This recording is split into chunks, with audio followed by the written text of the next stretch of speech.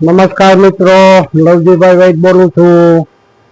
આજનો પાઠ છે અલ્સર, મરડો, ખાતરમાં ચાંદા પડવા। બરોબર છે।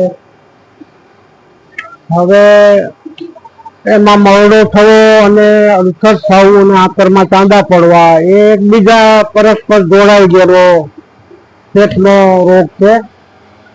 તો એમાં અલગ અલગ દવા કરતા એક બધી દવા સાથે આપો તો અલ્સર, મરડો અને આંતરના ચાંદા, સંડાસમાં લોહી પડતું હોય, ડોક્ટરો એવું કહેતા હોય કે આંતરડા કપાવીને કાઢી નાખવા પડશે, પણ એવું કાંઈ નહીં કરવું પડે। મારી પાસે દર્દી ઘણા આવેલા, એ લોકોને આંતરડા કપાવવાના પ્રોબ્લેમ આવેલા તો એ સારું કરી દીધું। આજે મારો 30 વર્ષનો આમાં અનુભવ છે ને 40 વર્ષથી, 30 વર્ષથી, 35 વર્ષથી હું બધા ગ્રંથોનો અભ્યાસ કરું છું અને લોકોને લાભ મળે। બરોબર છે। અને છતાં પણ જો તમને સમજણ ના પડે તો હું મારું લોકેશન બતાવવાનો છું। હું સુરતમાં જ છું, તો મને મળી જાવ। બરોબર છે। તો હું તમને બધું એના વિશે બધી માહિતી આપીશ। છતાંય પણ જો તમે બનાવી શકતા હો ઘરે તો તમે લઈ અને દવા લઈને ખાજો, સારું થઈ જાય। હવે દવા રખાવું છું। એક બોટલ દાડીમાં લે, એક બોટલ ઉદુંબરા લે, એક બોટલ પંચવર્ક કચાય। હવે ત્રણેયમાંથી 3 ચમચી એક કપમાં મિક્સ કરી દેવાનું છે અને અંદર ડબલ કે 1 કપ પાણી ઉમેરી અને પીવાનું છે।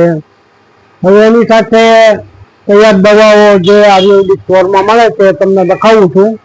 એક ડબ્બી ચંદ્રકલા રસ છે, બરોબર, એ ખાલી ચંદ્રકલા રસ જ લેવાનો છે।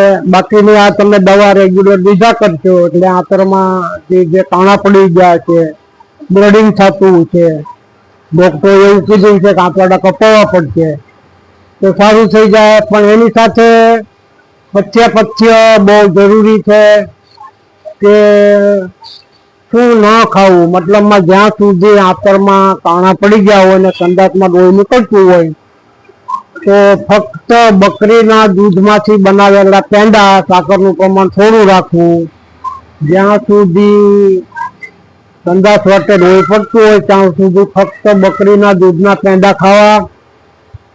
કાણા રૂંધાઈ જાય પછી ધીરે ધીરે ભાત, ખીચડી, ખીર, કાંદળિયાની ભાજી, પરવળ, ભીંડા, સુરણ એવા શાક ખાવા। બરોબર છે। તો આ પાઠ અહીં પૂરો કરું છું। નમસ્કાર મિત્રો।